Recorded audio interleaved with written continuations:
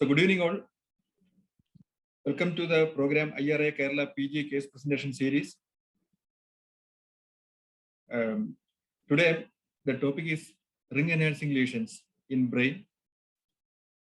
And towards this I welcome Dr. Gomadi Subramaniam, President Kerala IRIA, Dr. Rijo Matthew, Secretary Kerala IRIA, and Dr. Ramesh Anai, Program Coordinator. And this program is coordinated by Dr. Rashmi CP. She is a consultant radiologist in Anandavari Hospital and GG Hospital, Trivandrum. I welcome Dr. Rashmi. And this program is, today the program is organized by the faculty, Dr. Jayasheelan, and he is the consultant neuroradiologist and interventional neuroradiologist in MOSU Hospital, Ernakulam. Hearty welcome, Dr. Jayasheelan. And now over to Dr. Rashmi for introducing our faculty. Thank you, Venu sir, and a very good evening to all. Welcome back to the Kerala IRIA academic session. We'll be continuing CNS this month, and today the topic is demystifying ring enhancing lesions in brain. So this will be conducted by Dr. Jayasheelan. He is the consultant interventional neuroradiologist in MRC Medical College, Kolanjeri. It's my pleasure to introduce him.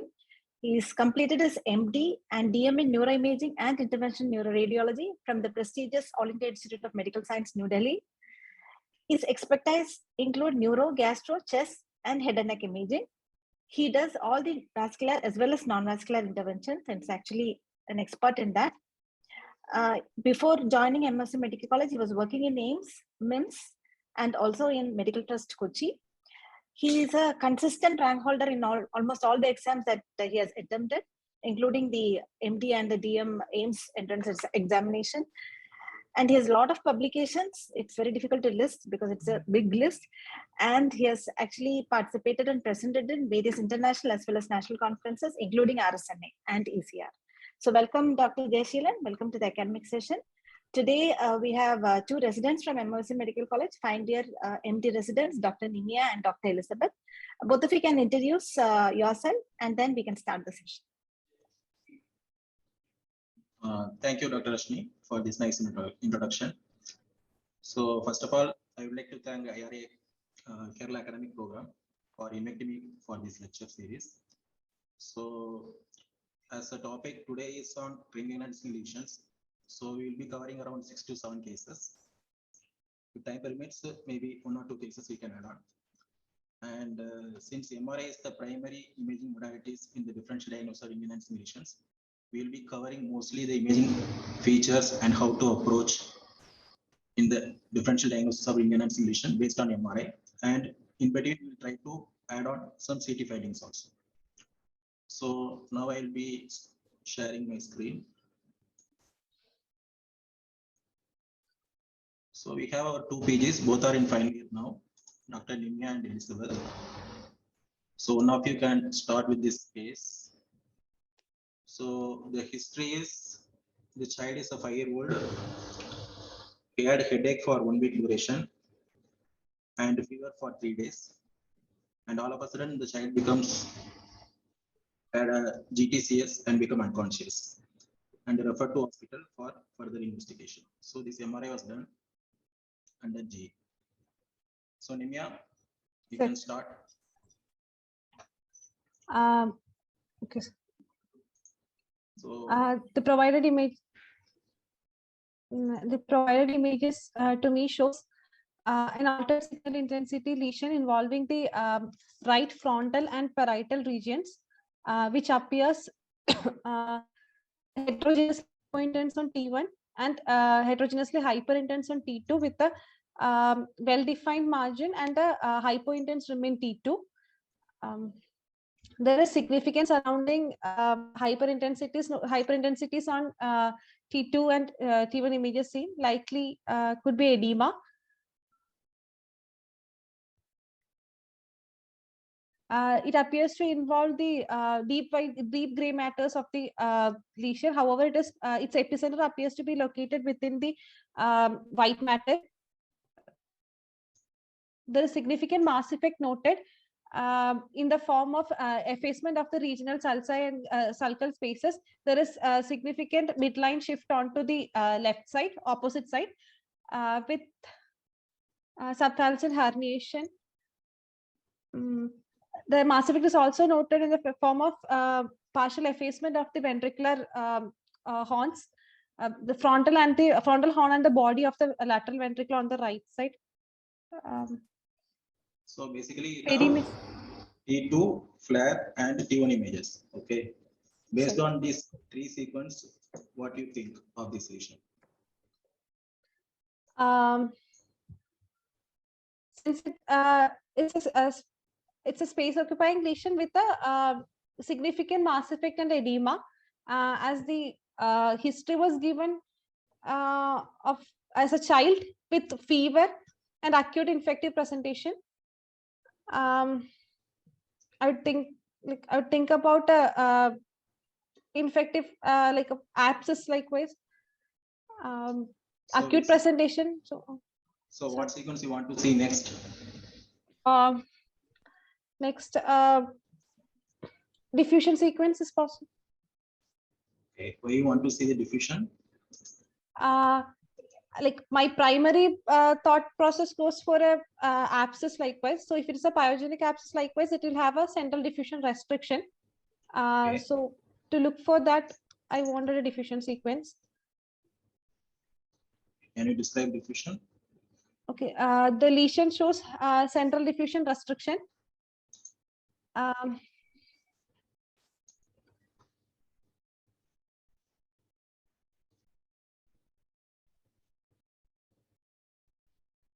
Is the diffusion is uniform? No, sir. It is heterogeneous looking. Okay. More to the restriction is more towards the peripheral aspect. Okay. It's And the central peripheral region, which is showing more restriction compared to the central part. Central part. Okay. Yes, so which sequence you want to see next? Contrast is Contrast. So gradient sequence, what about gradient sequence? yes, sir. To rule out any possibility of a hemorrhage or likewise, I would need a step. Why specifically hemorrhage? Yes, sir. Why specifically hemorrhage? It's a subcortical kind of lesion, like in white matter. White matter. So so diffusion restriction, if you are saying, means there are two possibilities. Okay, why you get to see diffusion restriction in any lesion? Which are the lesions can produce diffusion restriction? Anything that has high cellularity can cause diffusion restriction. Okay. Then anything that has like cytotoxic edema, all those things can cause diffusion restriction. Basically infarct. Okay. Infarcts and with anything that hampers the Brownian movement of the molecules can cause diffusion restriction. Okay. Then so like cytotoxic edema, infarct, then lesion per se or an abscess can all cause diffusion restriction. Abscess can also, and bleed also sometimes show diffusion restriction. Yes, sir. Okay. Hemorrhage, especially hemorrhage, especially subacute bleed. So whenever you are seeing something diffusion restriction, we have to see it in gradient images to make sure there is no obvious bleed is happening within that abnormality. Okay. Sir. So okay, sir. What sequence is this? SWI sequence, susceptibility. Okay. So what you are gradient images, in the given gradient images, no obvious focal blooming is seen at the region. Okay. And what you are seeing in the periphery? Minimal amount of blooming is seen, sir. So what it signifies? It can even signify something high vascularity is going on there. High vascularity will produce blooming. Engorged vessels can produce. Okay. One thing is vessels can produce blooming. Then Then even small microhemorrhages can cause bleed, like blooming. Okay. Small calcifications can cause blooming. Okay. Okay, we'll come to that. And the next sequence, which sequence you want to see? Contrast. Contrast.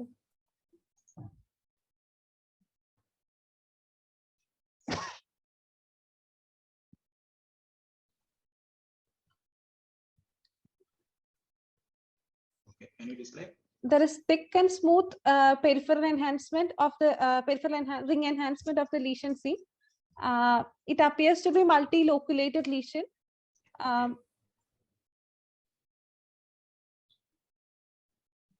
There's only peripheral enhancement. The central part appears to be devoid of any enhancement. Okay.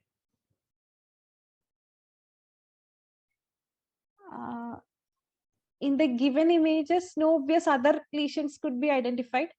Okay. So based on all these findings, what is your differentials and what you're suspecting?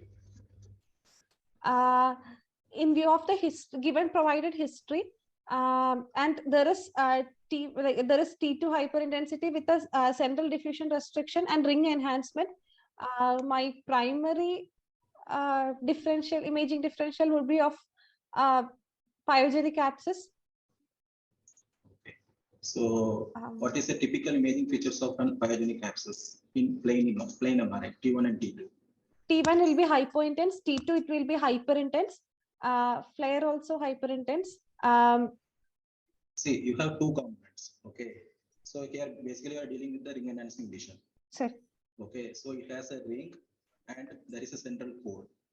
Okay. So you have to talk about the both characteristics when you are specifically asked about pyogenic abscess. So the wall will be thick, like wall will be thick and enhancing. In all cases, you will get thick and enhancing what? No, its wall will be smoother. Rather, smoother. It will be smooth, thin. It can be thin, and it will be enhancing. So that depends on the stage of an abscess. Okay, what are the abscess stages? Formation. Acute with liquefactive necrosis. No, you are going away from other discussions. So there is a early fibritis, late fibritis, then early capsule and delayed capsule. Sure. Okay, so delayed capsule formation stage, you may have thick wall. In early capsule, the wall may be thinner. Thin. Okay, so usually most important is the wall will be very smooth. Okay, that is more important. And another important feature of a pyogenic abscess is, which we are seeing here. Edema. So look at the wall. So what is the wall appearance? Is there anything specific here? There's a hypointense thin. It has a two differential density, right? Sir. So outer, it is appearing Hypo. And deep through that, you are seeing one slightly hyperintense region. So it is like a dual rim. Okay. The same thing if you are looking at T1 images.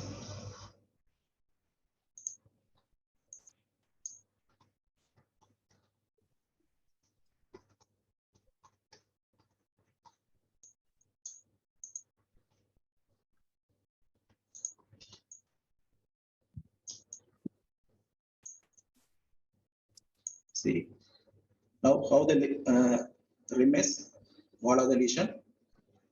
The outer rim which you are seeing hypo, which is appearing slightly hyperintense. Hyperintense.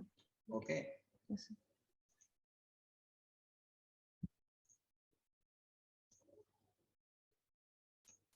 And same thing which you are seeing hyper on T1, hypo on T2, which is appearing, showing thin rim of blooming. Yes, sir. So this is one of the typical feature of an pyogenic abscess. Okay.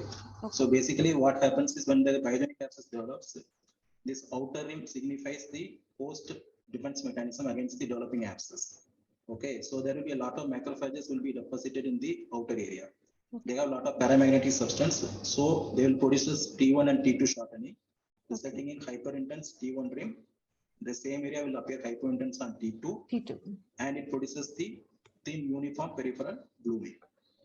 Okay, and deeper to that, what you are seeing as a slight hyperintensity, which is a granulation tissue. Okay. And it shows the intense enhancement. Okay. Okay.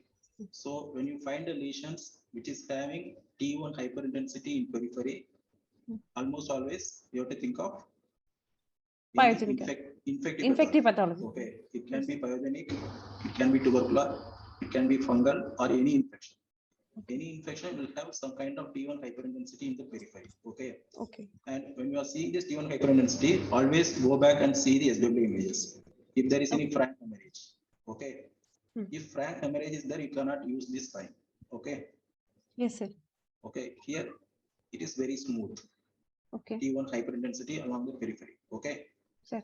So this is one of the important imaging feature of an pyogenic abscess. Okay. Apart from core restriction, you have to look at the characteristics of the Wall. Okay. So what is the role of imaging in pyogenic abscess? Here we know pyogenic abscess. Then what is the added role of imaging? Multiplicity of the lesion. Okay. Main thing is you have to look for any complication is happening because of the abscess. Abscess. So what are the complications you can expect in an abscess formation in the brain? Meningitis, encephalitis.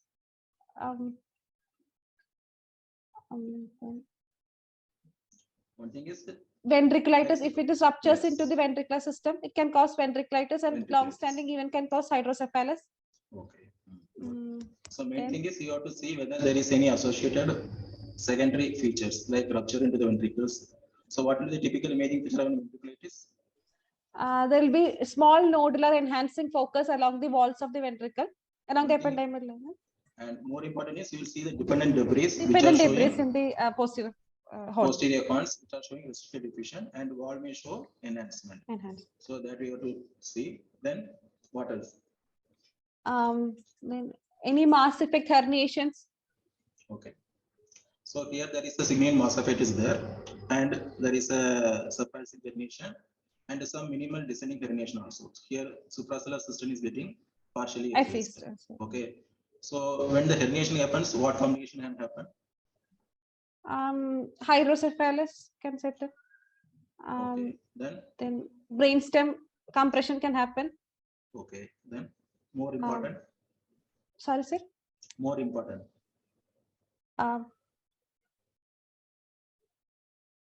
Vascular compromise. Infarcts can set because of Infarct. vascular compression. Infarcts can happen.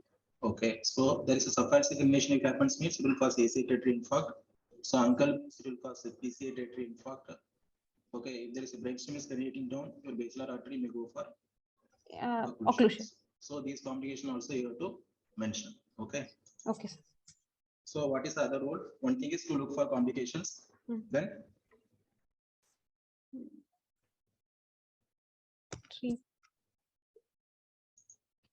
Feasibility of drainage treatment.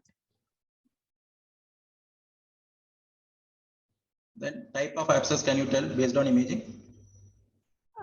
Yes, sir. Pyogenic and tubercular we can differentiate. So planning the treatment can be No. aided. So here we are dealing with the pyogenic abscess only. Tubercular. Okay. This case you will consider tubercular abscess, Less likely, sir. right? One thing, the classical appearance is not there. And here the wall enhancement, wall characteristics look favorable for a pyogenic abscess again. The location also less likely for tuberculomas and all. Age, fever, history of tuberculosis, all those things all favor for pyogenic here. One thing is the tubercular abscess as such is very rare. Okay, tuberculomas are more common. Abscess is very rare and usually can happen in immunocompromised individuals. That is one thing. Second thing is the T2 characteristics. Sir. Okay, if it is a tuberculoma, what will be the core appearance? Tuberculoma core will not have any diffusion restriction. Okay. Then it will be peripheral enhancing with significant surrounding edema will be there. It will be T1 hypointense and T2 hypo to iso-intense. Then So basically core will be hypo and usually restricted division not so common in tuberculosis. Okay. So tubercular abscess such is very rare. So here we are dealing with the pyogenic abscess. So what image is this? Spectroscopic images. Spectroscopy. What is the role of spectroscopy in this case? In okay, in pyogenic abscess, classically the amino acids like aspartates, everything becomes elevated. There will be lactate peak will be seen. Na will be increased. So what you are seeing here in this picture? Here lipid lactate peak is increased. Okay, lipid lactate. There's an alanine also seen. Choline look fairly fine. And what is this? Lipid peak. No, lipid lactate is here. It's falsely labeled. There is one peak we are seeing at 0.9 ppm. And aspect. That is the amino acid. Okay. So amino acid peak occurs at the 0.9 ppm. So before reading the spectroscopy, first you have to check whether it is a T. What is the TE it is occurred? Okay. Normally we will occur in TE 35, low TE and intermediate TE. Okay. Okay. Why we are occurring in two TEs? In intermediate TE, there will be, if there is reversal of lactate peak, that means there is a lactate elevation there. So basically you can identify what peak we are looking at. Okay. Because in intermediate TE, It differentiate between lipid and lactate peaks. one thing is which one is invert in intermediate TE? Lactate is inverted. Lactate peak will invert and the lipid will stay above the baseline. Sir. So you know which peak is increased specifically. Okay. Then alanine is also inverting intermediate Intermediate TE. TE and amino acid peaks are also inverting intermediate TE. So basically find out which peak you are looking at. So for that we'll use intermediate TE more often. Okay. Okay. And low TE is also used for look for some metabolites which are visible only in low TE, like meningitis. Okay. Okay. So coming to infection, usually if you are acquiring 144, that is intermediate TE, that is more than sufficient because most of the metabolites which are looking at often visible in intermediate TE. Okay. So here this is acquired in TE of 35. Here we are seeing the large lipid lactate peak. Okay. In addition, there is amino acid peak and there is acetate, and this peak is succinate. Okay. So what it signifies? There is a necrotic cell neuronal destruction with the acute anaerobic necrosis happening. So basically, amino acid peak signifies pyogenic abscess. Pyogenic abscess. Okay, you are dealing with some bacteria. So if you are saying acetate and succinate peak, you are dealing with anaerobic organisms. Okay, and a lipid lactate peak is kind of non-specific in the pyogenic setting because any necrosis will have lipid and lactate elevation. Okay, so if you are not seeing all other peaks, if you are seeing only lipid lactate peak, that signifies some infection is going on. That signifies tuberculous. Okay. Okay, sir. Just the lipid lactate peaks, not seeing other any peaks. Amino acids, then tuberculous. Then tuberculoma is more favorable. Okay. Sure, sir. So in this case, we are seeing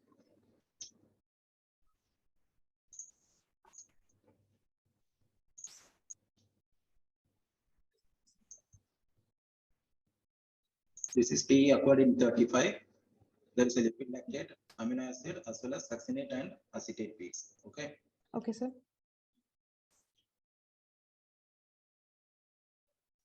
So can you summarize the finding? So this was a case of a young child who presented with complaints of fever and seizures, which showed a well-defined lesion in the right frontoparietal region with a well-defined wall, which appeared to be T1 hypo. It showed a dual wall appearance with T1 hypo and T2 hyperintensity. And there was a ring enhancing and central diffusion restriction seen with small tiny foci of blooming in the peripheral aspects. And on MR spectroscopic imaging, there was a raised lipid lactate and amino acid peak seen. So this could be a likely case of a pyogenic abscess. So is it common to find this size huge abscess in a 5-year-old kid? No, sir.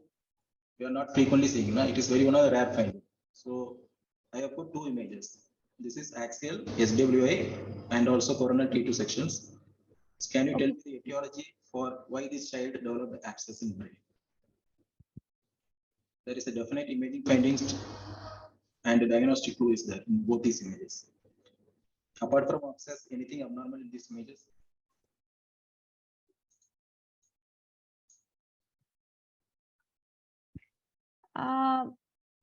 Multiple linear Hmm.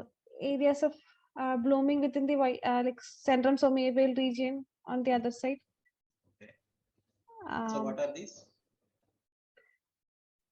Prominent vessels in So vessels in the like white matters.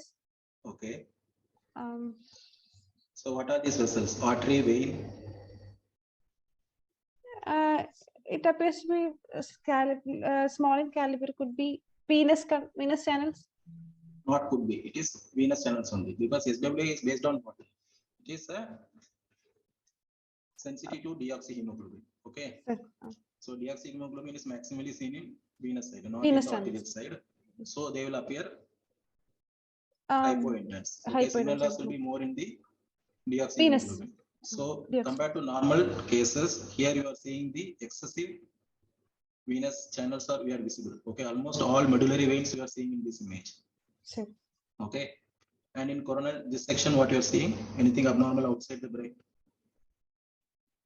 Calvarial thickening is there. Okay, so can you correlate both these findings? There is a definite calvarial thickening. In addition, you are seeing excessive venous deoxyhemoglobin. Some cases of left to right shunts in heart. Basically, you are dealing with cyanotic congenital heart disease. Okay. Whenever there's a cyanotic congenital heart disease, there will be systemic hypoxia. There will be a more venous blood deoxyhemoglobin. So that's why you are seeing the congested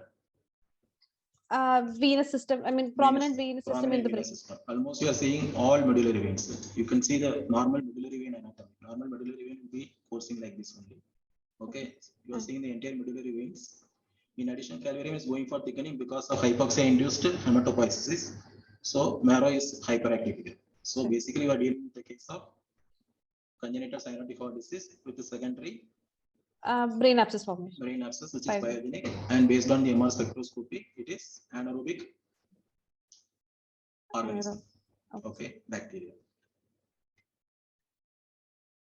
So this child underwent craniectomy and aspiration, and it came out to be anaerobic bacteria. Okay, I don't exactly remember the organism name. Okay. Sir. So we'll move to next case.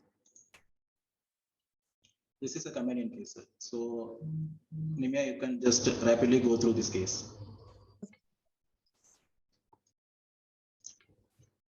So describe.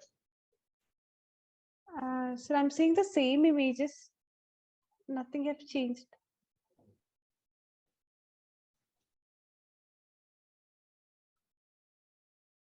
Can you see now?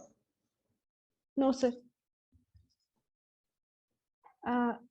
It's the same that child images with SW and coronal you gave me. That is being shown now.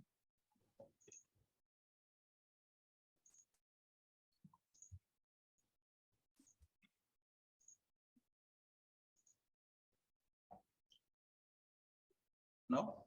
Yes, sir. Okay. So just to describe.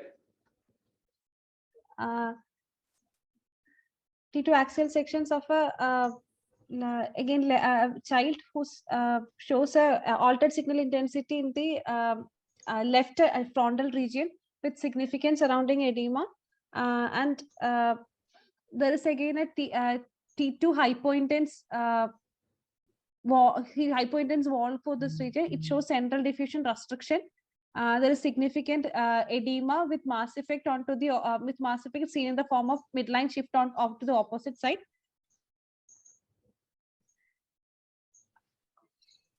On gradient imaging,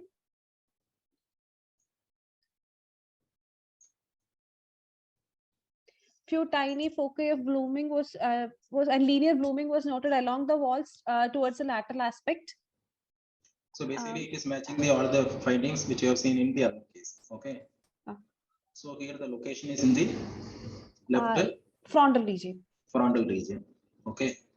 So what you have to specifically look for in this case? Sinus. Yes, very good. You have to specifically look for sinus, especially when you are seeing the lesions which is in the close relation to skull. Okay. So here basically there is a sinusitis. With Okay, communicating. which is communicating into the basifrontal lobe. So the abscess is formed. Yes. So there are a few notorious regions. One thing is cerebellum. Okay. Okay. If you're seeing the cerebellar abscess, you have to suspect, you have to look specifically into the Mastocytis areas. Okay. If you're seeing in this medial temporal lobe, you have to specifically look for petrous apex regions. Okay. Yes, sir. Okay. Okay, And so here also we are dealing with the pyogenic abscess, which is located in the left frontal lobe with secondary to sinusitis. Okay. Okay.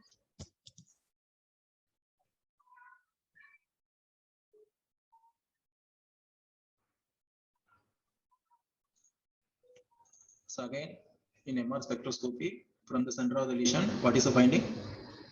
In lipid lactate peak and amino acid peak, aspartate peak is safe. Okay, this is the amino acid, this is the lipid lactate. In addition, you are seeing some acetate also. Okay. Yes, sir. And this is the TE of 35. So we will see in the TE of 144 also. So this is 144. Here you can see amino acid is Reversed, inverted. inverted. And alanine is also inverted. Acetate is staying above, and this is some succinate is also there. Yes, So sir. this is again is an anaerobic Pyogenic infection. pyogenic infection due to some anaerobic organisms. Okay. Okay, sir.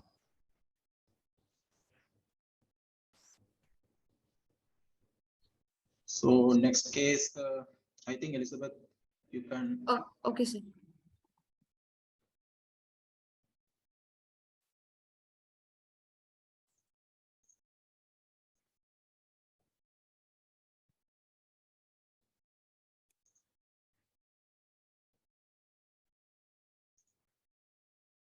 So this is again a child, 11-year-old. Sir, I'm unable to see in this screen, sir. It's the same Yeah, image. just 1 second.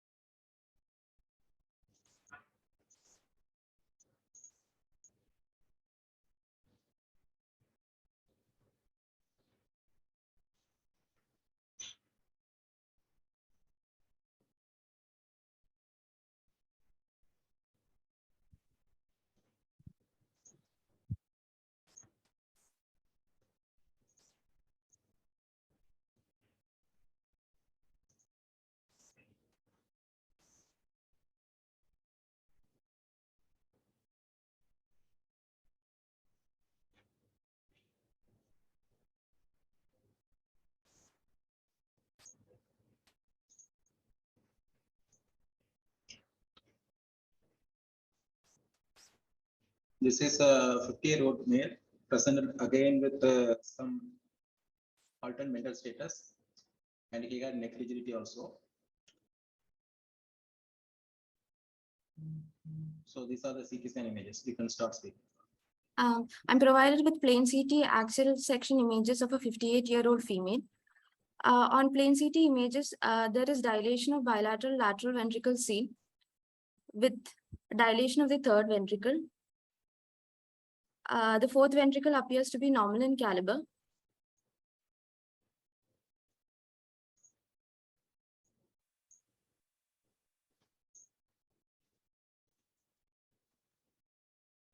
On coronal images, the dilation of bilateral lateral ventricles and third ventricle is appreciated, and fourth ventricle is normal in caliber. Okay. Anything else? There appears to be slightly hyperdense exudate noted in the basal cisterns. Which side? Where? Right side, sir. So here you are seeing the Hyperdense cistern. exudate.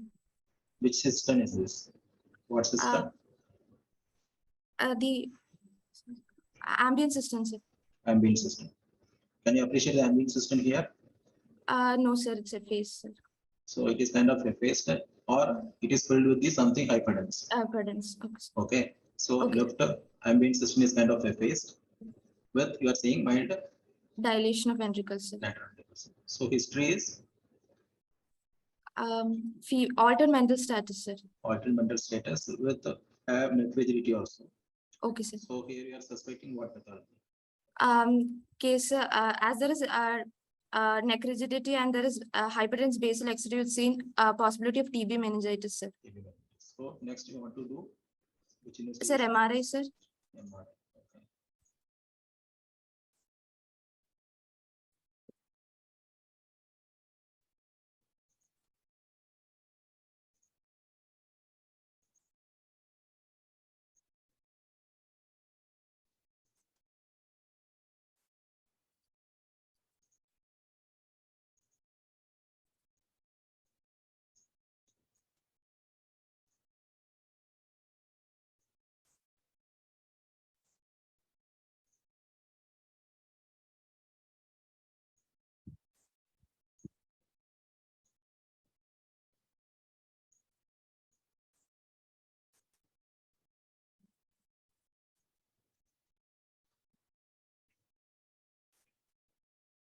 Okay. You can present. So I'm provided with plain MRI axial sections T2, T1, and flare images of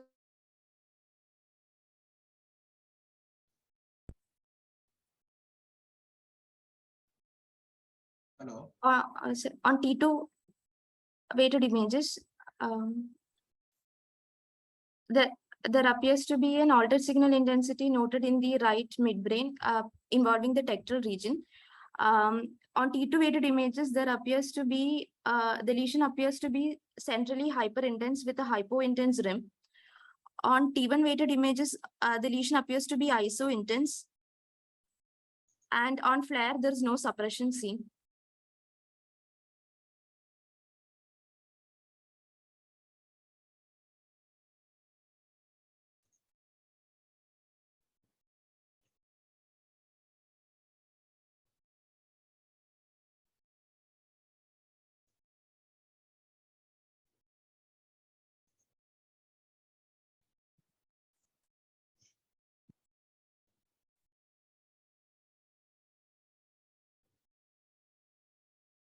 So how is the lesion is appearing?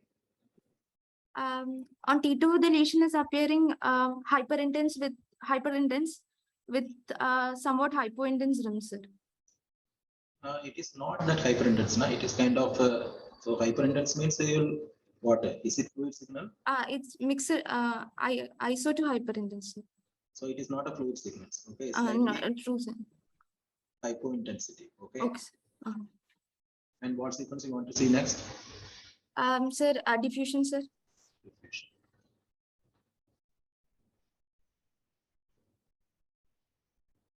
On diffusion, there appears to be central diffusion restriction seen. You are saying only diffusion image. Without seeing your ADC map, you are not supposed to say whether diffusion Okay, sir. restriction is there or not. Okay, sir. Okay. Because T2 shine through can also appear as bright on diffusion image. Diffusion So you have to always confirm with your ADC sequence. ADC.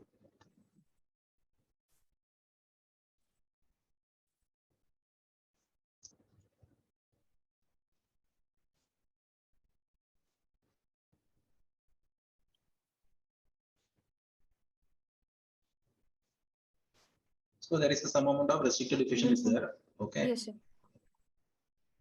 And any other finding? Also, there appears to be areas of punctate areas of diffusion restriction noted in the right thalamus. Okay. Which are showing? Definite diffusion restriction. restriction. Okay. So what else you want to see? SW gradient sequences.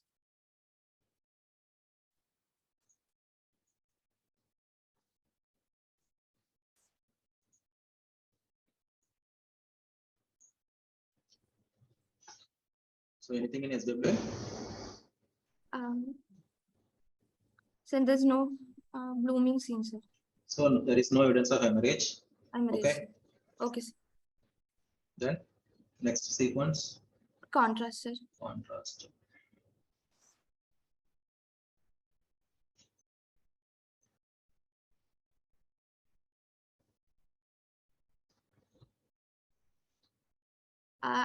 In provided contrast weighted images, the lesion appears to show rim enhancement, which is smooth and thin.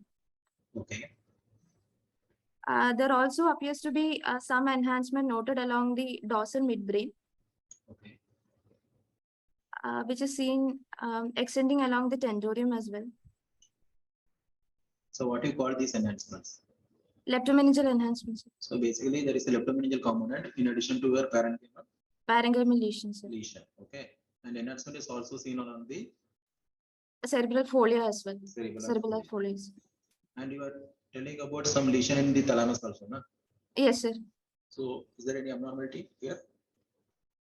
No enhancement, sir. No enhancement. So thalamus lesion which is not showing any Enhancement. enhancement. So you summarize your findings.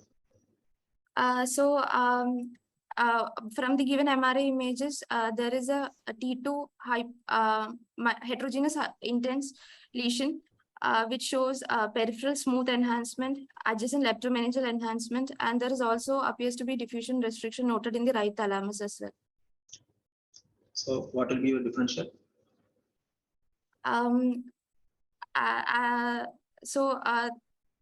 Again, the differential, because it is central diffusion restriction with smooth enhancement, possibility of a pyogenic abscess, but because there is leptomeningeal enhancement, seen possibility of TB meningitis to also be considered, considering TB tubercular abscess to be also be considered with TB meningitis.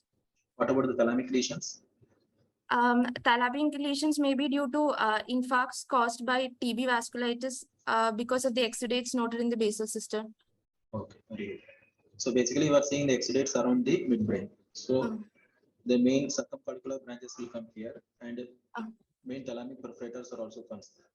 So whenever that happens, there will be vasculitis which lead on to development of infarct in the Thalamus. So it is one of the complications for any infection. Okay, especially for tubercular infection, you'll get to see these complications. Okay. Okay.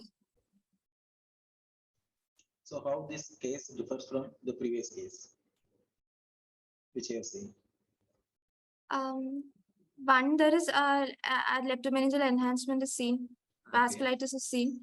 Okay. Then more smooth enhancement of the walls is seen. And what about the core of the lesion? Core of the lesion is T2 hypointense. T2 hypointense, which is something which goes against the Pyogenic abscess. Okay. Can tuberculoma can have hyperintense core? Yes, sir. When it is liquefactive caseous necrosis, tuberculomas can be hyperintense on T2. What are the types of granuloma can happen in tuberculoma? Non-caseating, solid caseating, and liquid caseating. Okay. What is the imaging feature of non-caseating? Non-caseating, again, it can be T1 hypointense and T2 hyperintense. So it will mimic just like an abscess. Okay. And it doesn't show central diffusion restriction. Okay. Then coming to caseation, there is a solid caseation and a liquid caseation. A solid caseation, it will be T2 hypointense, while liquid caseation will be T2 hyperintense, but both will show central diffusion restriction. Restriction plus or minus. Okay. If it is some cases we may get to see restricted diffusion, but not always. Okay. And moreover, if you look at the T1 images,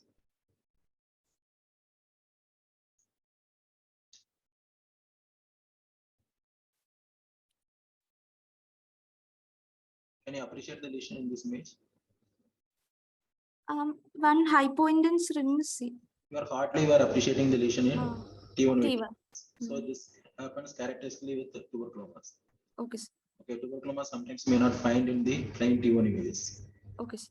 Okay, main thing is you have to look for T2 and also contrast images. Okay. Okay. So next, what you want to do to confirm whether it is tuberculoma or pyogenic? Spectroscopy, sir. How it will help? Spectroscopy in tuberculoma, there will be elevated lipid-lactate peak, but there will not be any elevation of amino acids seen. And choline creatinine ratio, choline, there will be no elevation of choline seen. The choline is kind of non-specific. Okay, it is whenever there is active inflammation, you can have some elevation of choline. Okay, you can't go by that. Okay. Okay, main thing is you have to look for the core characteristics. Here the lesion is very small. There will be a contamination from the adjacent voxels. So that's why you are seeing some choline. Okay. Okay. This may be normal choline due to the contamination from the adjacent voxels. Adjacent. So basically you have to look which is missing. There is no acetate. There is no succinate. No succinate. Succinate. Only you are seeing the huge lipid-lactate Lipid-lactate peak. peak without any amino acids. Yes, sir.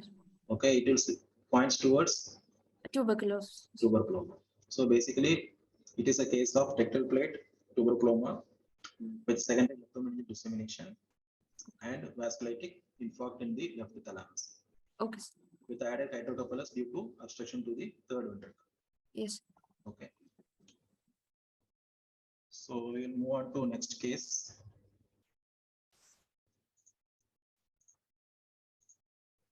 I think Nimya, you can.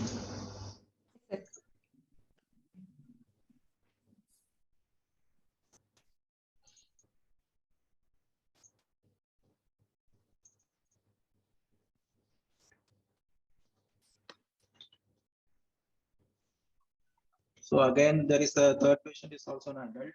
Okay. Okay, sir. And presented with the GTCS. One second.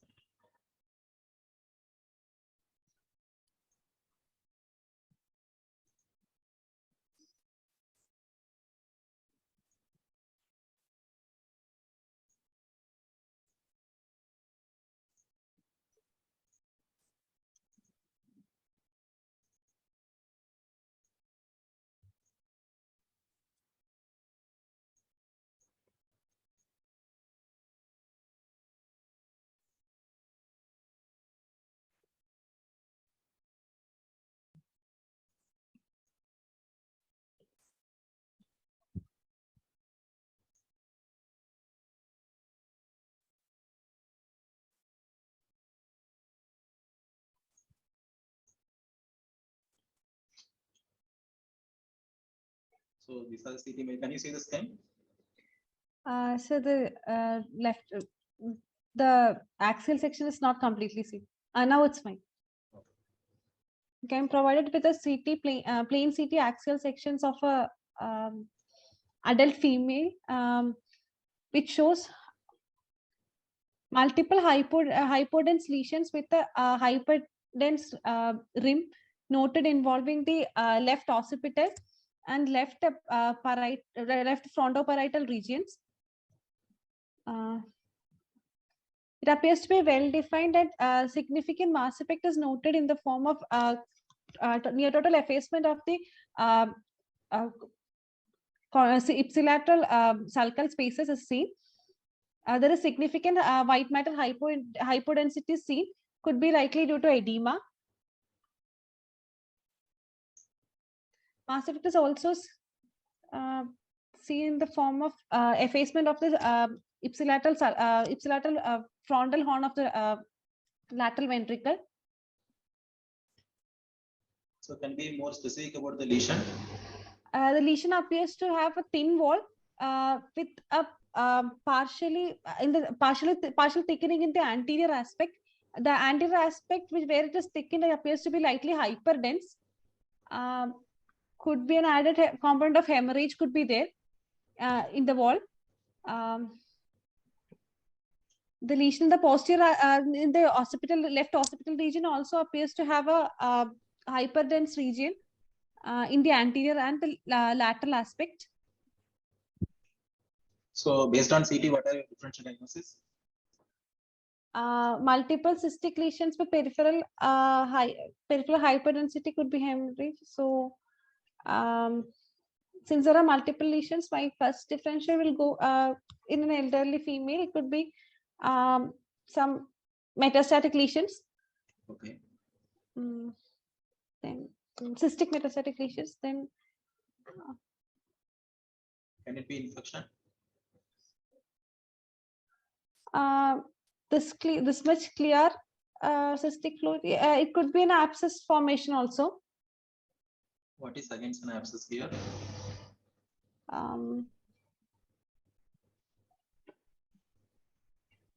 Proportionate. One thing there is multiple lesion and involving the cortical and subcortical regions also. Abscess usually we see in gray white matter junctions. No, that won't help much. Even metastasis also hematogenous dissemination, that also seen in the gray white matter junction. So when you see the multiple lesions like this, so possibilities are either metastasis and also infection. Can it be GBM? GBM can be possible, but no obvious features like a callosal spread, nothing could be identified in the given images now.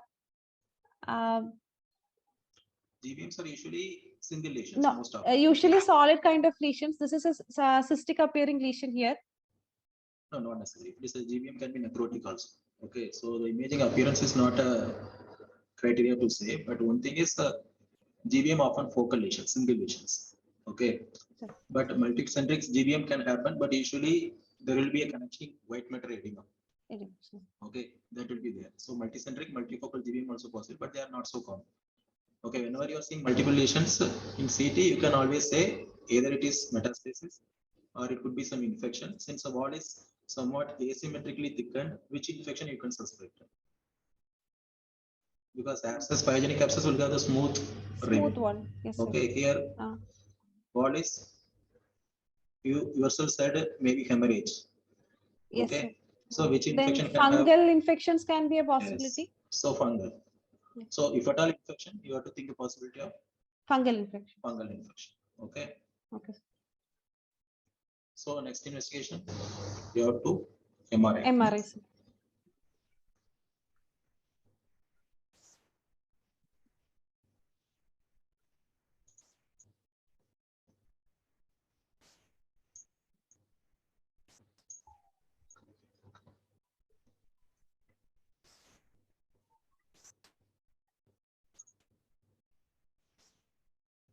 Okay, you can start speaking. The provided images to me are of T2 and flare images.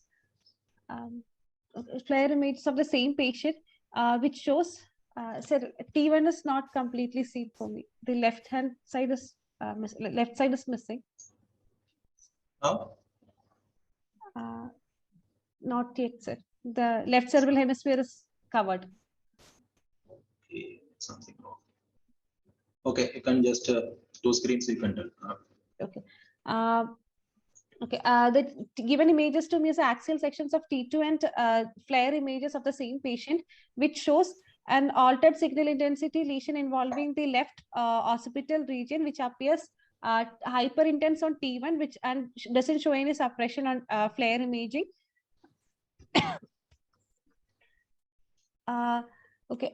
The other lesion, another lesion with a well-defined wall with some heterogeneous intensity noted in the left frontoparietal region also. The wall appears to be smooth. However, there is thickened and irregular component noted in the anterior aspect of the lesion. There is a foci of hypointensity also seen within. There is other lesion on the right occipital region also noted with similar characteristics and of irregular wall and T2 hyperintensity.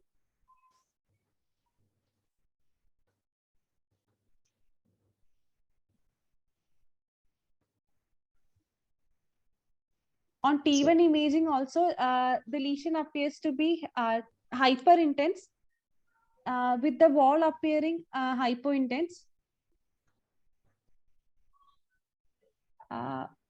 Okay, the lesion, the other lesions appears to have a hypo-intensity indent center.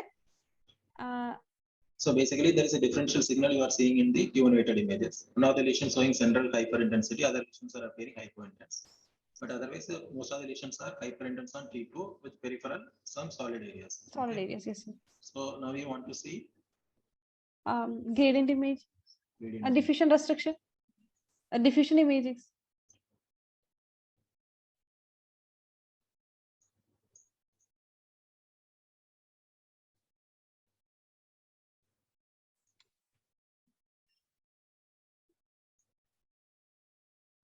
The SWA images of the same patient shows some foci of blooming in the peripheral aspect.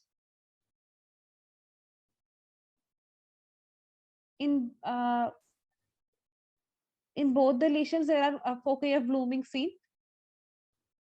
So there is a component of bleed. Bleed Okay. signals. So now we want to see the diffusion. So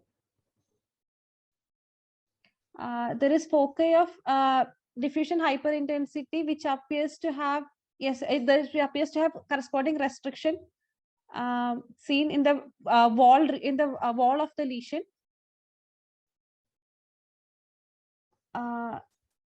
The foreset blooming area is also showing diffusion restriction, so that could be due to hemorrhage itself. okay, and contrast. So contrast is not seen. That's fine.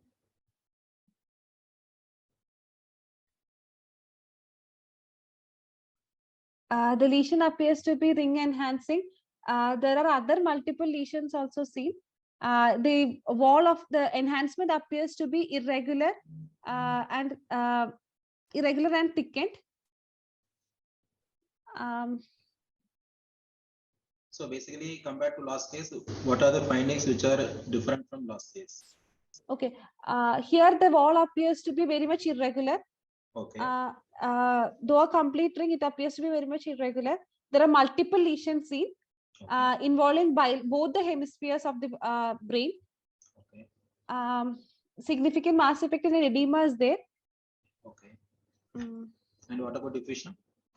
Diffusion also, there's peripheral diffusion restriction. There's a component of hemorrhage also added. See.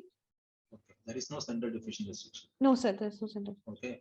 So here we are dealing with some different pathology compared to what you have seen in the last case. Okay. So basically, thick irregular enhancement, multiple lesions, peripheral nodular enhancement, some areas of hemorrhage. So your first differential based on MRI? I would first think of a metastatic deposit, sir. Metastatic deposits. Okay. Is there any role for MR spectroscopy? Yes, sir. To differentiate between a primary pathology and a metastatic differential, it is very much useful, sir. How it is helpful? A primary pathology is basically a de novo pathology, so that it will be usually infiltrating in kind, so that the peripheral aspect of the lesion also will have increased colon infiltration, etc. But however, in a metastatic deposit, the peripheral will be, though edematous, but that region will be devoid, like will be having normal brain parenchymal colon levels only.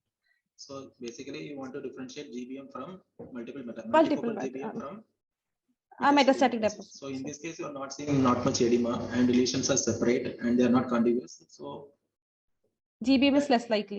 Less likely. So almost out. So here we are sure that you are dealing with the metastasis. So can you read the spectrum here? It's a high TE spectroscopy done with the voxel kept within the lesion.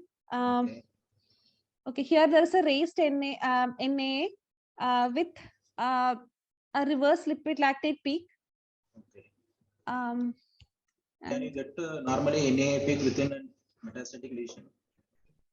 Yes, sir, it is possible because of degradation products of neuron. No, it is the NA is a normal neuronal marker. Okay, once the cell is getting destroyed, normally you are not supposed to see NA. NA. Okay, so here there is something unusual. You are seeing a peak which is located exactly in 2P. where you find normal NA. Okay, so it is not actually NA, it is NA like peak you are getting in MR spectroscopy. Okay, Sir. okay, Yes. this is something more specific for mucinous metastatic. Mucinous tumors. deposits. Yes. Okay. Okay. So NA like peak has been described in mucinous metastasis. This patient had CA breast, which is metastasizing from, and histopathology was mucinous. Okay, sir. Okay, it is a NA like peak due to mucin. Okay, so that is one of the role of MR spectroscopy. Sometimes it will help you to, Identify the histopathology also. yeah, it will help you to identify the primary. Okay, so this is a typical case of an metastasis. Okay, we'll Yes, move on sir. to next case. I think Elizabeth can present that case. Okay. Sir.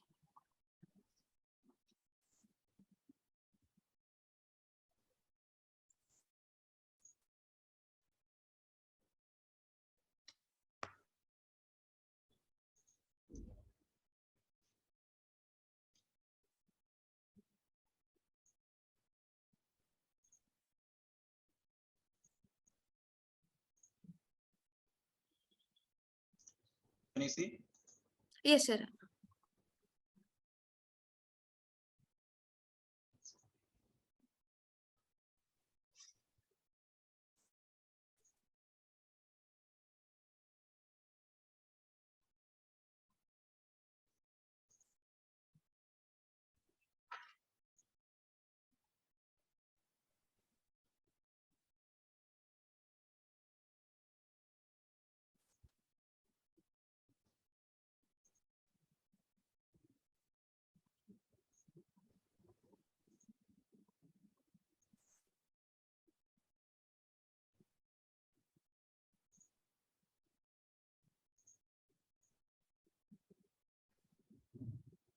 Okay.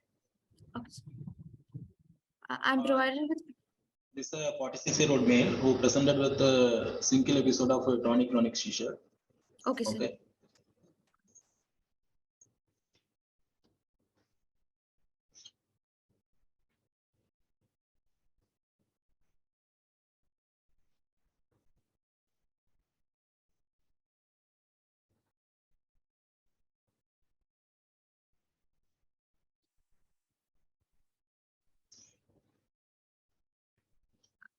I'm provided with CT plane sections, axial sections of a 46-year-old male. CT section shows an ill-defined hypodensity noted in the left temporal pole.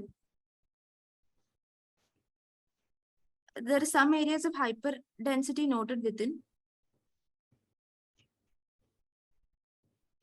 So otherwise it is a grossly normal Normal. CT. Okay, this appearance might have been even missed. Artifact. Maybe artifactual, it may be overlooked also. Okay. Okay. So this patient initially presented GTCS and it was not further evaluated. So patient went home and came back after 1 month. Okay. So that time patient had again one episode of GTCS. So we repeated, this time we did MRI. Okay.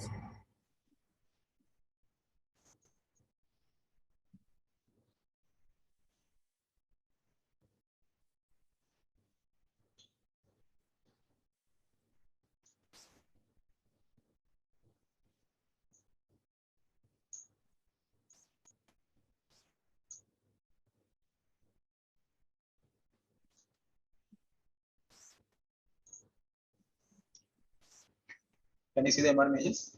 Yes, sir.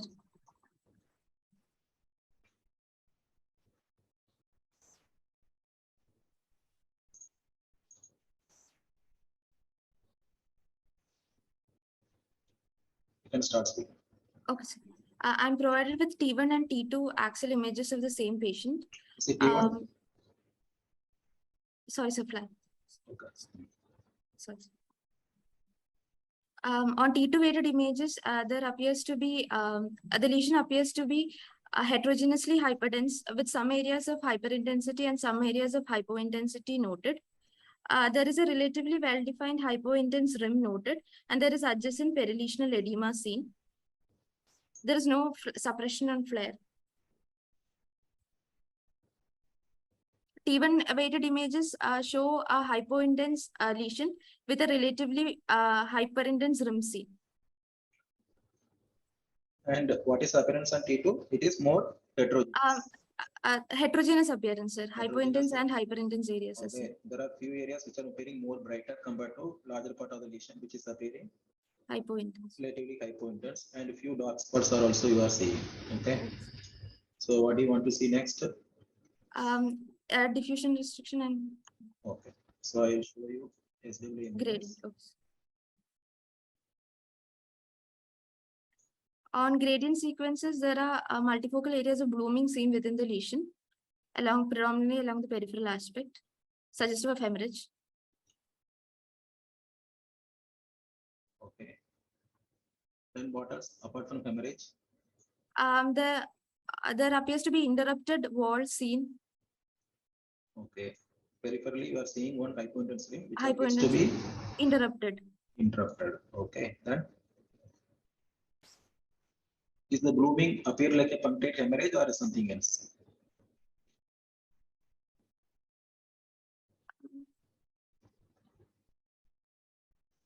Linear. It is more linear. Something looks like a linear also.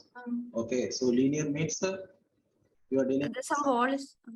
some vessels. Okay, sir.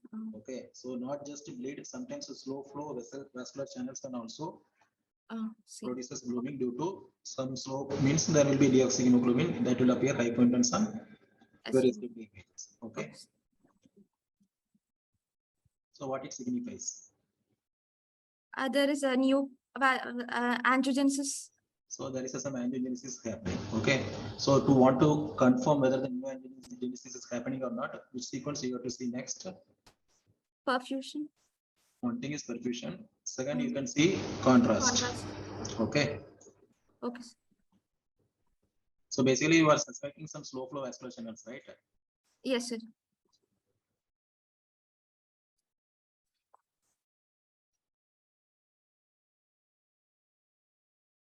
On contrast sequences, there appears to be irregular rim enhancement of the lesion seen. There also appears to be some linear hyper enhancement seen. Where it is going? Sorry, sir. What is enhancement? Vascular channels. Now, what structure is this? Ventricle. Ventricles. So this is. There may ependymal spread might be seen. So there is enhancement which are seen along the ventricular wall. Okay. So based on this image, what are your differentials?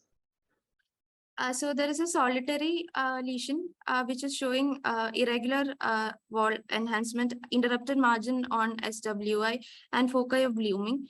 So possibility of primary necrotic glioma versus Mets can also be a possibility. So which will be the higher of the list, whether it is metastasis or glioma? Sorry, sir? Which will be your first differential, whether it is? Glioma will be first differential. Why? One is there is spread along the white matter tracts, because we saw there is ependymal spread and spread into the lateral ventricle seen. So that is something almost specific for GBMs, especially which are located very close to ventricles. Okay, subependymal spread means you are dealing with the primary aggressive neoplasm rather than metastasis. Metastasis, yes, sometimes you may have the leptomeningeal dissemination, but this kind of linear enhancement along the ventricular wall, which is almost exclusively seen in primary neoplasms. Okay. Oh, yes. So why you are calling it GBM? Why not it is low grade tumor? Sir, because there is irregular wall is there. Okay, what are signs of a high grade tumor? Low grade tumor, there will be smooth enhancement. Sometimes enhancing neural nodule may be seen, while in high grade it will be irregular thick wall enhancement may be seen. Main thing is hemorrhage, necrosis, neoangiogenesis. These are the three features you have to specifically look. Okay. So here you are seeing evidence of hemorrhage and there is evidence of neoangiogenesis. So if you want to confirm the neoangiogenesis, you have to look into your Perfusion mapper. Oh, yes. Okay. I think we have perfusion. Yes. So, can you elaborate on perfusion finding? In the area of the wall. So, what perfusion is this? T1 or T2?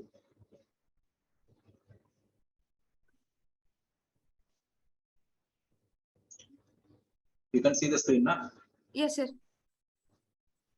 So, what this curve? You are seeing one curve now. Perfusion curves, sir. Okay. If there is here there is dip in perfusion and the perfusion curve is not reaching up to the baseline. So here there you is are seeing the three hyperperfusion. colors. Three colors, Yes, na? sir. One Yes, is blue, light blue, and orange. orange color. Okay, what is that primary blue color? That is base. So that is a baseline signal you are taking from the MCA. Okay, that is a reference. Okay, sir. Okay, here you are injected the contrast reaching the Yes. circulation, then it will produce a T2 shortening, then it again And reaches a baseline, yes, and sir. this is a second circulation, third, fourth, and fifth. So this is a Okay. baseline circulation which is happening within the normal arterial system. That we Okay. use it as a reference. Okay. Okay. Then you have placed ROA within the tumor wall, that is And ROA 1. Okay. That is this that's curve. And contralateral normal white matter, we placed a second ROA, that is the okay. orange. Okay. So compared to the, you are comparing this orange with the Light blue. Yes. light blue. Okay. So what is the difference? So there is a rapid washout seen in So basically that the is light. a increased T2 shortening, which is happening within the tumoral wall compared to normal contralateral white matter. Okay, so the difference we can make out as a relative cerebral blood volume, cerebral blood flow. So Okay. can you see Yes, sir. how much is this? Cerebral blood flow is 314 and And the volume is normal side is 78. yes. And the cerebral blood volume is 38 and normal side is 9. So 9. almost 3 to 4 times Increases there. increases there. So it is basically we are dealing with the high grade Hyperperfusion. high perfusion with high grade neoplasm. Okay. Okay. And then MR spectroscopy, what is the role of MR spectroscopy? MR spectroscopy, we may be able to differentiate it from METs by looking at the perilesional region.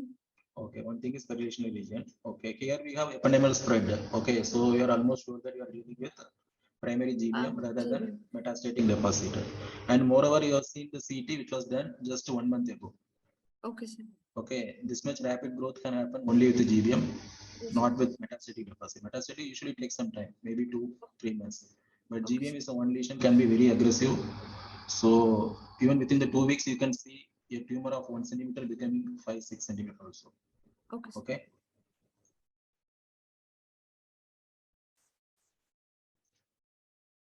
So what you are seeing in spectro? Spectro.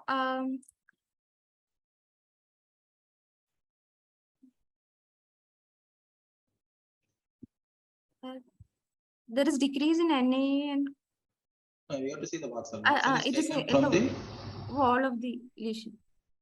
more into towards the center of the Towards lesion rather than the the- wall. Okay, so you are seeing the large lipid. Only the lactate. lipid lactate peaks. So that signifies there is a lot of necrosis. Necrosis. Okay, lipid lactate peak is also seen in high grade layer neoplasm rather than low grade. So basically, to summarize the finding, all findings. There is a solitary lesion noted in the left temporal lobe, which shows irregular enhancement, increased perfusion, and central core, which shows increased lipid lactate, and there is spread along the ependymal surfaces also seen into the ventricles. So possibility of a necrotic GBM. And the perfusion showing relative cerebral blood flow and volume, which is almost 3 to 4 times more than normal. And that is the white normal matter. white matter. So it is a case of primary GBM, that is basically necrotic GBM. GBM. Okay. And next case, I think Nimya you can take.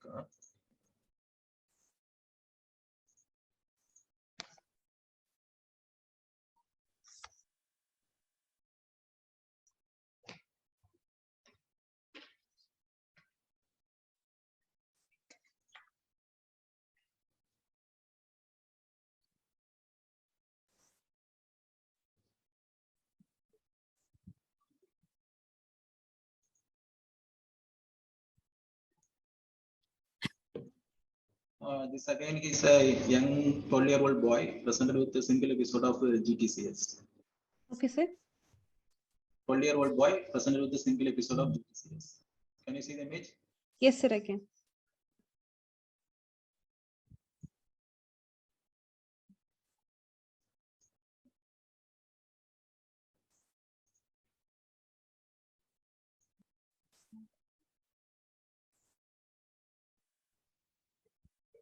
T2 images of a 12-year-old boy who presented with GTCS shows a small intraxial, well-defined lesion with altered signal intensity noted involving the right frontal region, which on T1 appears to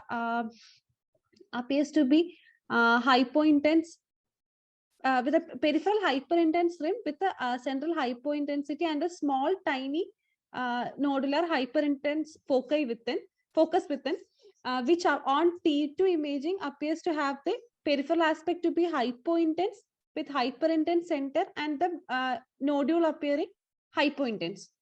There is significant surrounding edema seen. The peripheral aspect also appears to be heterogeneous intensity.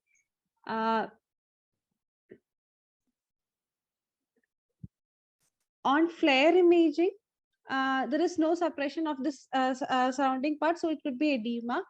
The hypointense rim appears to be hypointense with more, it appears to be heterogeneously hypointense, and the mural nodule also appears to be hypointense. Is there any suppression? Yes, sir, there is a suppression actually. Okay, there is a partial suppression is happening. Partial suppression is seen, yes, sir. And T2, it is a hypointense. Rim sign, rim is Okay. seen. Yes, sir. And what do you want to see next? Diffusion sequence, sir.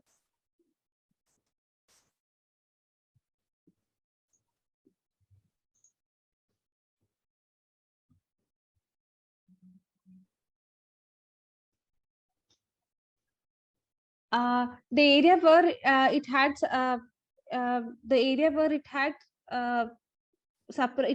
it had suppression on flare image appears to be there's an area of diffusion restriction seen, but it is not the area where there was flare non-suppression. The other part shows a diffusion restriction. In simple words, you can say there is a dependent area of diffusion restriction within the tiny lesion. Yes, sir. Okay. Yes. So next, what do you want to see?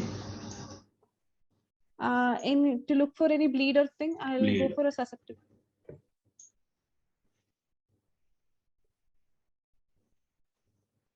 No focal area of blooming could be identified. Okay.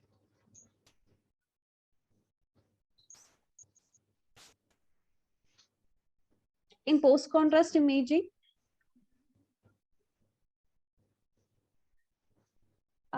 the lesion appears to be having a peripheral enhancement with another smaller satellite nodule also seen. The peripheral enhancement appears to be vivid and ill-defined.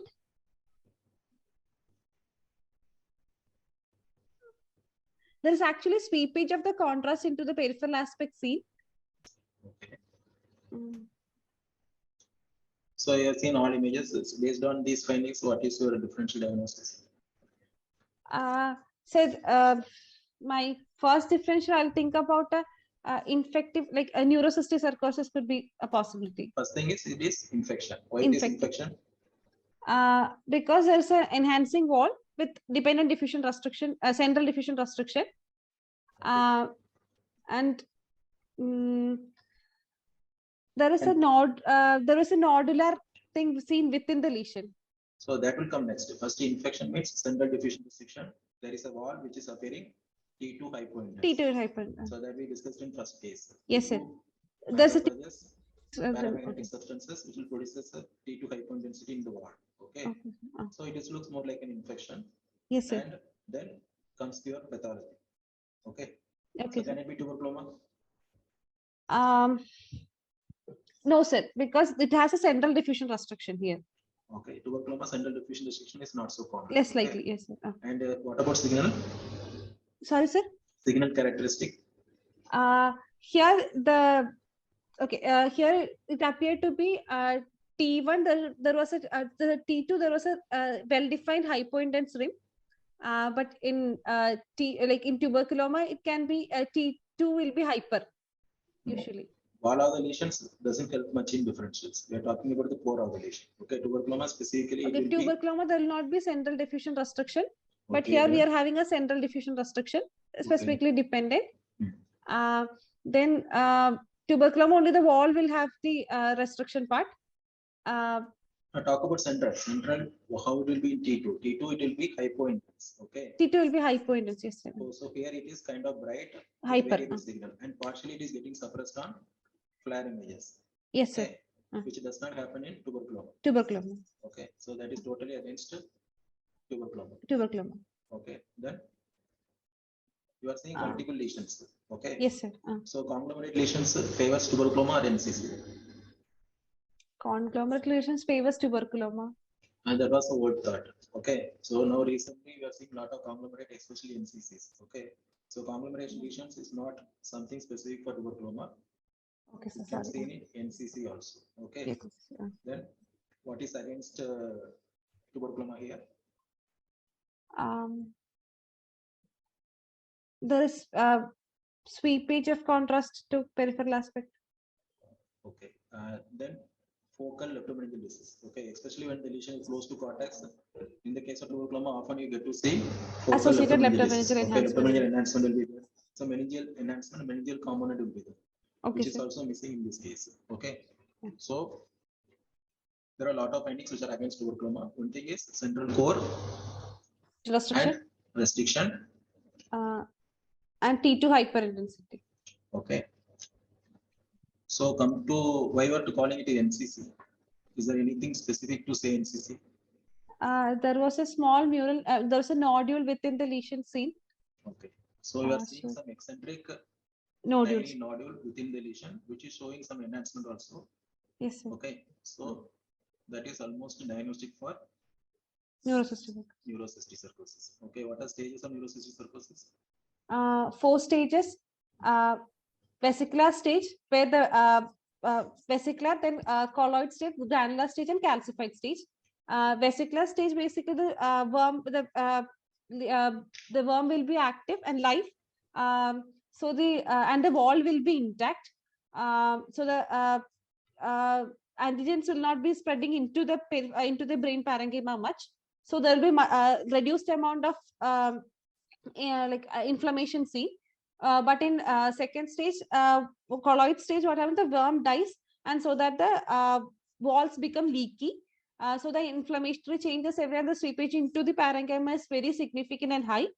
Then the third stage is the granular stage, where the body actually the worm is dead and the body actually localizes the infection. And the fourth will be the late or the chronic stage of calcification. Okay. And one of the another recently described finding is you told na, that is a perilesional seepage of contrast.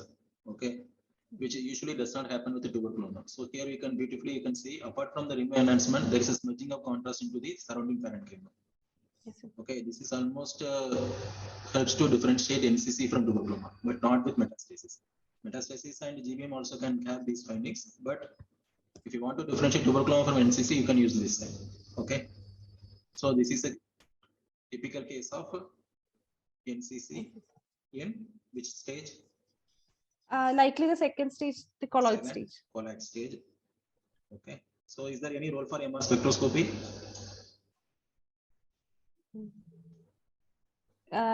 Sweeping. The periphery will be also involved in vesicular in the colloid stage.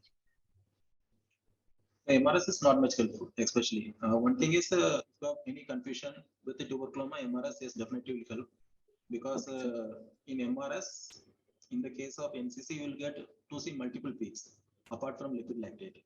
You can see amino acids, you can see acetate also, okay, alanine also. But in tuberculoma, everything will be flatline with only lipid lactate. Lipid lactate, In that case, it will help. Okay. And recently there are few articles that said is creatine. Okay. If you are seeing creatine means it can be a vesicular stage. Okay. Creatine disappears once the cyst degenerates. Sure, sir. Okay. That also helps to identify which stage you are dealing with. Okay. Okay. So in this case, you are seeing some creatine peak because your voxel lesion is very small. So Okay. your voxel is contaminated by the surrounding parenchyma. Especially relatively larger lesion, yes, you can use this time, okay, to say which stage. Okay. If you are seeing creatine, it is a vesicular stage. No creatine means it may be degenerative cyst. Okay. Okay. And is there any size criteria which helpful to differentiate tuberculoma from NCC? Less than 2. Okay. NCs are usually small, less than 2 centimeter in size. Tuberculoma can grow to any. Okay. So size is also important. So can you summarize the imaging findings helps to differentiate NCC from tuberculoma? Whatever we discussed now. Yes, sir. In NCC, it will have a to begin with, there will be a both will have a T1 and T2 overlapping features with T2 hypointense rim. But if we can identify a central mural nodule, then it is most likely a case of a scolex with a NCC with a scolex. But in tuberculoma, it won't be there. Then associated leptomeningeal enhancement and leptomeningeal disease is usually associated with tuberculoma, while NCC doesn't have that. Coming to diffusion restriction, the tuberculoma will not show usually diffusion restriction, while NCC shows a central diffusion restriction. The contrast part, both can be ring enhancing, but a classical sign of perilesional sweepage of contrast is seen associated with NCC. And a T2 signal, central core. Central core. It will be hypointense on Hyper. tuberculoma, and it will be hyper on NCC, which shows some suppression in FLAG images. Okay. And conglomerate is not a sign for tuberculoma. Conglomerate can be seen in NCC also. Okay. So what is the management for this case? Once the acute infective stage suppresses, remove the. So one thing is you have to treat symptomatically. Just if the patient is having seizures, you have to control the seizures with some anti-epileptics. That's it, nothing else. Because already it's a natural life process. This is forms, then it go for degeneration and it dies. So just you have to confirm your findings. You have to repeat your imaging after 3 months to look for whether the lesion is going for calcifications. Okay, that will confirm your diagnosis. But problem is in most of the cases, people will consider this as a tuberculoma and they put on ATT. After 3 months, they will be repeating the scan. Whether it is NCC or tuberculoma, it will disappear. So they will think that it is responded to ATT and they will continue ATT for another 3 to 4 months. That's what happens in most of the cases. Okay. So this case only symptomatic treatment, repeat imaging after 1 month or 2 months, you will see the edema is going down and the lesion is going for calcifications. Okay. So I think we have one more case. Is it possible to cover or should we close?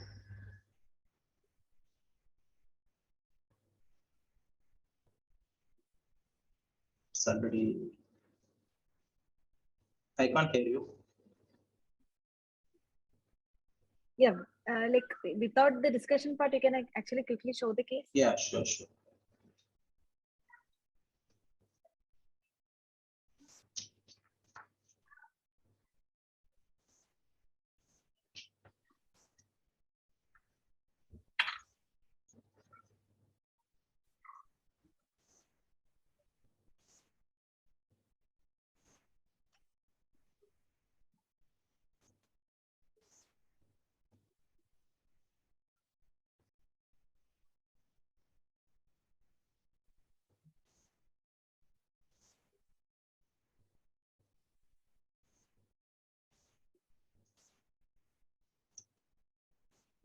This 69-year-old male who presented with unsteadiness of gait.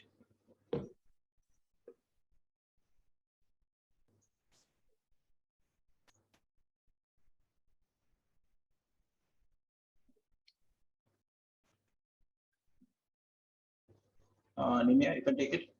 Okay, sir. The provided images of a 69-year-old male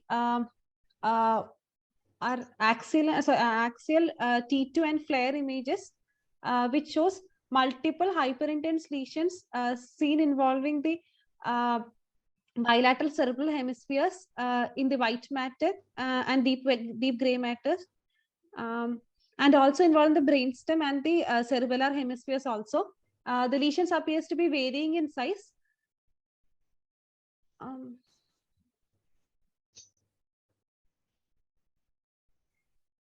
The aforementioned lesions appears to be hypointense on T1.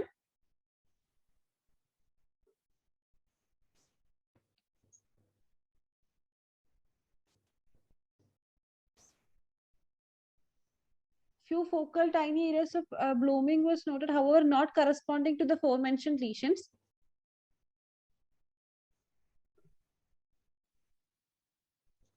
Do you want to see the diffusion? Yes, sir.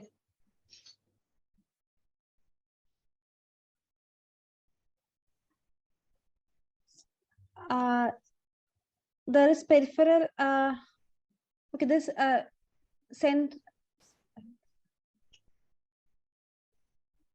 is peripheral diffusion hyperintensity, which appears to, however, no obvious restriction could be identified.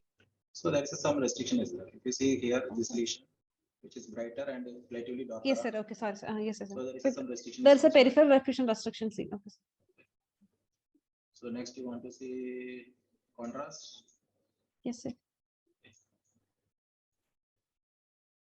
Okay, these lesions appears to be ring enhancing, but it doesn't appears to. That's a smooth ring, but it appears to be an interrupted ring. Like not all the lesions appears to be complete ring. So summarize your finding. So basically, T1 hypointense, T2 hyperintense lesions involving bilateral cerebral and cerebellar hemispheres and brainstem was noted of varying sizes, which showed peripheral diffusion restriction, and some of them showing an open ring enhancement. There was no obvious evidence of hemorrhage within the lesion or in the peripheral aspects. So basically, we are dealing with multiple lesions, bihemispheric. So multiple bihemispheric lesion, differentials are either it could be infection or it could be metastasis. Metastatic deposits. Or it could be demyelination. Demyelination, okay. Yes, sir. So what is against infection and metastasis? There is no significant edema. Okay, the lesions are multiple. Some of the lesions are larger than 2 centimeters. Still, you are not seeing much of edema. Surrounding edema. Okay, that is the one thing. Second thing is that there is the diffusion restriction, which is restricted to only wall and also peripheral. Okay. Yes, and sir. if you look at the T1 weighted images, these lesions are kind of the central core is almost to the signal of fluid signal. So it is basically kind of necrosis is going on very rapidly. Okay. And enhancement is kind of open ring. It's not a complete ring, open ring. So it is almost diagnostic for demyelinating disease. Demyelinating disease. So, but one thing is unusual is at the age of 69, he presented with the first episode. So it's kind of some ADM. Okay. So he was put on steroids, and after 1 month, we repeated the scan. Almost all lesions have disappeared. Okay, I don't have follow-up imaging of this case. Okay. Okay. So I have just quickly I go through some of the lesions which we have missed in discussion part. That I want to share.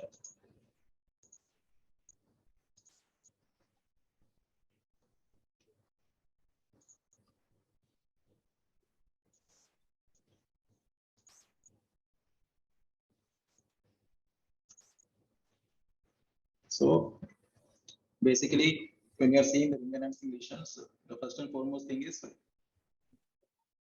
well, what is the immune status? Because the differential will be entirely different. Okay.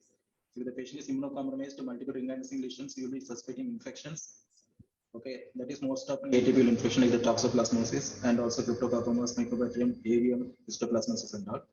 And coming to the immunocompetent patients, we have seen most of the lesions. One thing is infections. We have seen bacterial, we have seen tuberculosis, and pyogenic abscess we have seen, and also Cysticercosis, which is a common issue we have seen. And malignancy we have covered both glioblastoma and metastatic disease. and inflammatory and demyelinating lesions we are covered. So the lesions which are not covered include, in this case, toxo and also other lesions.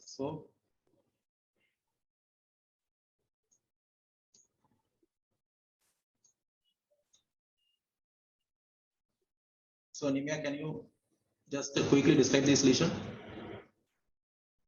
Sir, it is seeing the CNS ring enhancing lesion slide, sir. Sorry. Okay, now I can see. Okay. So here there is a peripheral ring enhancing lesion with smooth, thick wall. There is central diffusion restriction. Oh, this is a diffusion image. This is a ADC. This is contrast and SWA. Okay. Here in diffusion, we are seeing peripheral restriction, which is kind of irregular and it is kind of some projections. Okay. Okay, sir. Which is projected towards the interior of the cavity, which is showing the diffusion restriction. Okay. Yes, and sir. if you carefully look into the images, the region which are showing diffusion restriction are not showing enhancement. Okay. The enhancement will be outside this diffusion restriction. Okay. Okay. Hmm. So actually, we are saying the enhancement is seen around this hypointensity. Okay, actually, the projection which you are seeing, which is not showing Any enhancement. Okay. Okay. Yes, sir. And in SWA, we are seeing some branching, blooming foci. So this is a typical for a fungal abscess. Okay, sir. Okay, a fungal abscess will have diffusion, which is irregular, interrupted, some kind of projections. Okay, these are all the hyphae which are showing fungal hyphae, which are showing diffusion restriction. Okay, sir. And characteristically, they don't show enhancement, and the surrounding inflammatory wall, which may show the variable enhancement. That may be thin depending upon the how much inflammation is able to build up. Okay, and this hyphae region, you may see this kind of blooming. Okay. Okay. This may be due to hemorrhage or fungal hyphae itself. So Okay. this is a typical case of a fungal abscess. So this is also again an immunocompromised patient. So we are seeing the lesions. Multiple enhancing lesions are seen. Seen typically deep gray matter. So what are Yes. the lesions which you have seen throughout our discussion? Either gray matter, white matter junction, and they are cortical, those kind of lesions. Okay, when you are seeing these kind of lesions, immunocompromised patients, deep gray matter location, the first thing should come into your mind is the toxoplasmosis. Okay. Okay, sir. So toxoplasmosis, yes, they can have the peripheral T1 hyperintensity since it is an infection, and enhancement that will be more peripheral, and sometimes they show the eccentric dot-like enhancement. Okay, that is called the target site. So that is typical. So in a immunocompromised patient, if you find lesions in deep gray matter nuclei, always suspect toxoplasmosis. Okay. So again, is an immunocompromised setup. You are seeing multiple lesions, which is periodicular in location, but enhancement is more thick nodular. Okay. Sure. So this kind of appearance you will get in CNS lymphoma in immunocompromised. Okay. Normally lymphoma lesions are solid lesions with diffusion restriction, but in immunocompromised setup, they can have a necrosis. Sometimes they may be difficult to differentiate from toxoplasmosis. Okay. So in those cases, you need to use advanced imaging like the perfusion, and also even PET-CT, maybe PET also will be required to differentiate toxo from lymphoma. Okay, sir.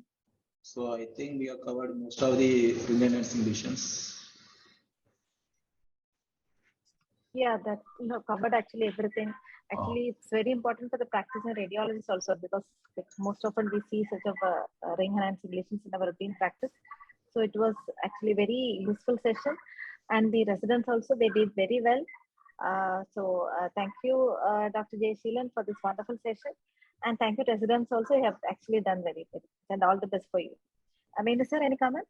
Nothing. The thing is that it was very exhaustive, and each point, each finding actually was attempted to substantiate what is the actually pathophysiology behind that. So in that way, actually, the discussion went on. So it was very interesting now.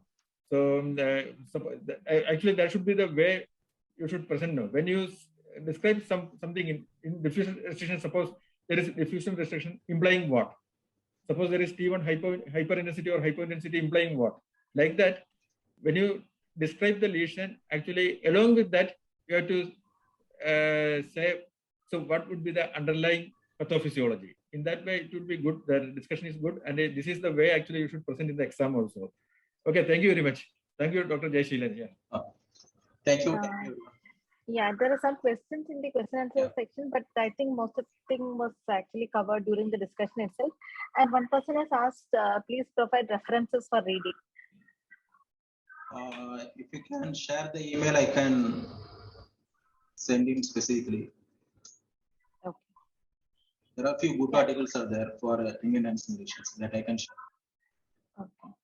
Dr. Ajay, you can share your email so that Dr. Jaishilan will mail you the links or the references.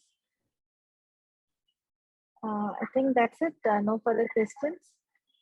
Yeah, he has actually, you're seeing the email, right? Yeah, I have seen. I will forward him. Yeah. So thank you so much. No other questions, I think. Okay, thank you. Okay. Thanks so much for inviting Yeah. me. Yeah. So we'll wind up the session. So thank you, Venu sir, Gomadin ma'am, Tejas sir, and Ramesh sir for the smooth conduction of this academic session. So we'll have it every Wednesday and Saturday, Friday. Thank you, Soumya, for the for this session without any technical glitches. So thank you once again, and all the attendees also. I think you've got too many emails. Okay. Okay. Yeah. I think you can copy all those. Yeah, I will do that. Okay. Yeah.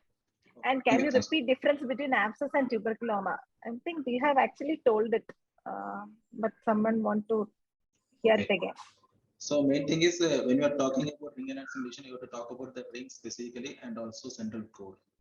Okay. So in the ring, typically in pyogenic abscess, there will be a peripheral T2 hypointense ring, and due to that you will see the hypointense ring. The T2 hypointense ring, what we see in the periphery is due to the host macrophages with rich in paramagnetic substances, and the due to that it is a granulation tissue. So when you are seeing the dual ring, that goes in favor of pyogenic abscess. And tuberculoma sometimes you get to see, but most often it will be a single ring. You won't see that granulation ring which is deeper. And second is the central core of the lesions. If it is an abscess, central core is often it is like a fluid signal. It may show suppression in flare images, whereas in tuberculoma, depending upon the stage, but most often what we used to see is a solid caseation. So typically it will be hypointense on T2. So that is the second important point.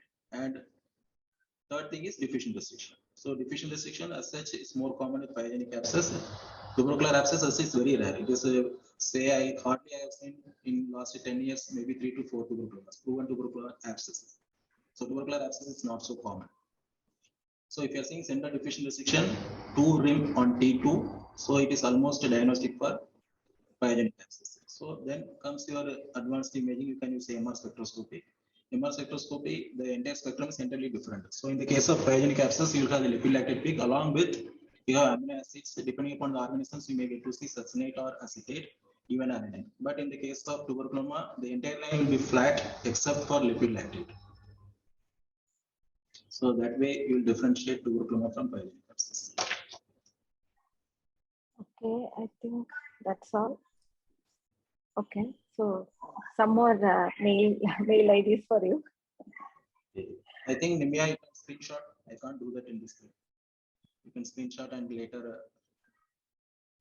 Yeah, sure, doctor. I will do it for you. No problem. Okay, Swami. So thank you all once again. Thank you, Dr. Jaishilan, once again for the wonderful session. Thank you, residents, and thank you all the IRIA office members. And thank you, Soumya. We'll wind up the session.